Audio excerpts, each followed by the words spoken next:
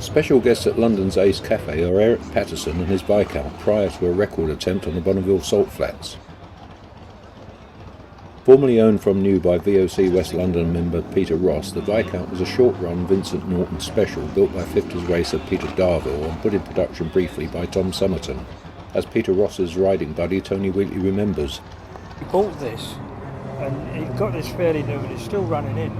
He was a little bit disappointed at first because it'd only do 92 mile an hour.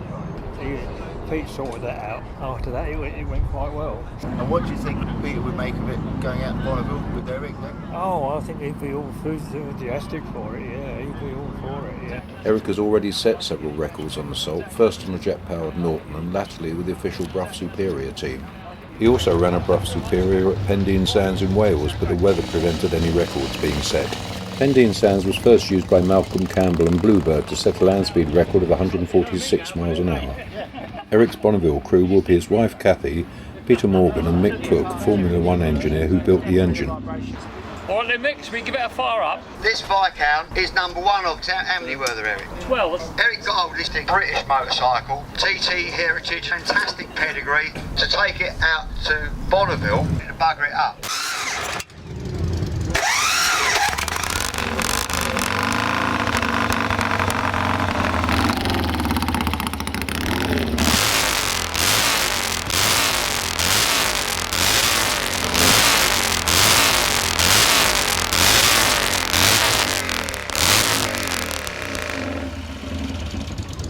I heard the Viscount was in a shed. I went and saw it, and that was it. I bought it, and immediately started stripping it, working on it, and getting on the road. I loved it. Tony told me Peter Darville had raced it, and I didn't really know a lot about it. The person whose father put it together for Somertons come to my house to buy something, and he said I was the boy that high when my dad put this together. Oh, lovely. This year, Broughs aren't going back to Bonneville, so I've sold my Brough and put all the money into this. There's a lot of money gone into this, yeah. We've rebuilt it all. The bottom end's basically the same crank and rods. That looked okay. It's got an alpha big end which looked fine. Apart from that, we've all new bearings in it. It's got the new 5-speed wave gearbox from John Surtees. Belt primary drive. Talked to John Rennick a lot, who's been really helpful because he's got a massive expertise at racing these, Vincents and going to Bonneville. He made the cams for it, high compression pistons. We kept the standard valve sizes. The problem is on this, you can fit the carburetors in. Gardeners were John's recommendation. And in terms of the Vincent tradition out there, it goes back right to Wally 3, doesn't it? It goes back to the 50s. Through Marky Dickinson. Come and settle my Norton Jack. Really nice bloke, really interesting bloke, you know. But everyone in the Americans are really helpful. They all want to help. The course is dry, but there's 3 miles of this before we get there. Mick, Kathy, Eric and Pete have unpacked and set up camp. They've passed technical inspection and done a first shakedown run. Lightning-eyed Black Shadow engine in a Norton featherbed frame. Tuned to 80 horsepower on John Rennick's rolling road at 150 feet above sea level, now comes reality, 4,000 feet higher on the Great White Dyno. It will now run in the 1000cc modified, partial streamlined, classic gasoline class. Keep out of the salt a bit, Eric. You keep out of the salt. It likes getting in there, doesn't it? Yeah, probably back with something to stop it getting in there. Not quite the right tool, if there is a right tool for it. I mean, weak or rich? Rich, if anything, I'd say. Yeah. What about the steering? Does it feel stable? It was alright. A bit slippy on the front end, but I think that's the salt was very, very wet, you know? It's doing down well, very well, yeah? I tucked down well behind that and just held the throttle open. Avon Road Rider, 150 mile an hour tyres, Hagen shocks, Motad rims. Safety inspection complete, the bike is sealed, ready for its first qualifying run. Yep.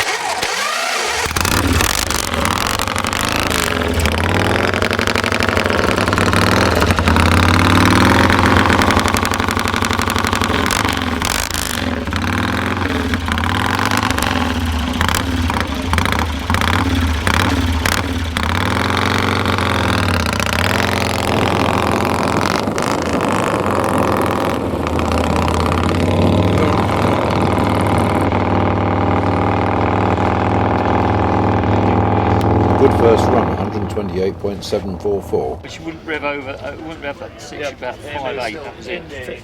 Yeah, so perhaps I'll leave it in fourth this time. No, it's still a good fit. Will it? That nagging feeling, have I got enough fuel? Fuel level can't be checked as the tank is sealed, so the level is assessed by the traditional sloshing method. Having qualified, they drive 5 miles back to the end of the course for the return run. You've broken the record and now you just have to make it official. Yeah, that's it, exactly. Preparing him as we speak.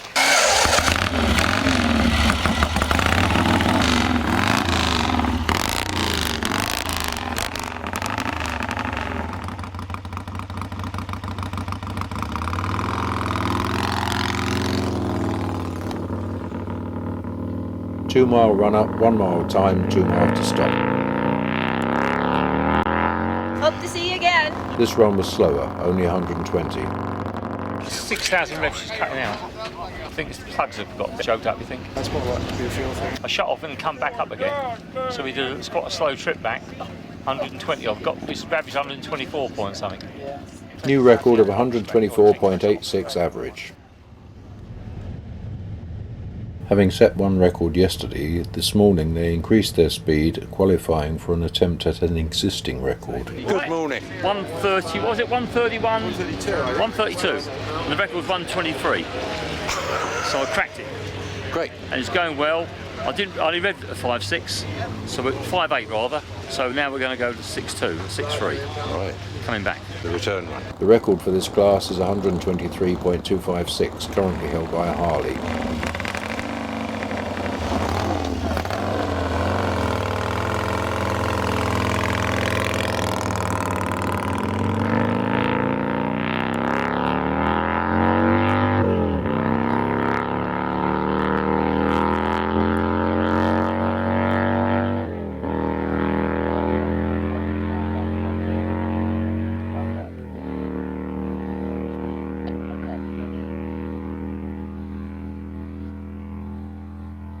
That will be fast enough for their record as well.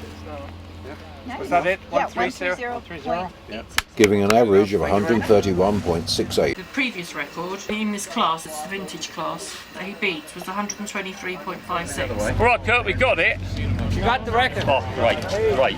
Very good. Congratulations. Well, Mick, thanks, mate. Really, thanks very much. So 2 records and the fastest one-way speed of 132.508. Peter Darville, Tom Somerton and Peter Ross would be very happy. One word that would sum up Vincent. Quick is the word. Yeah. Quick.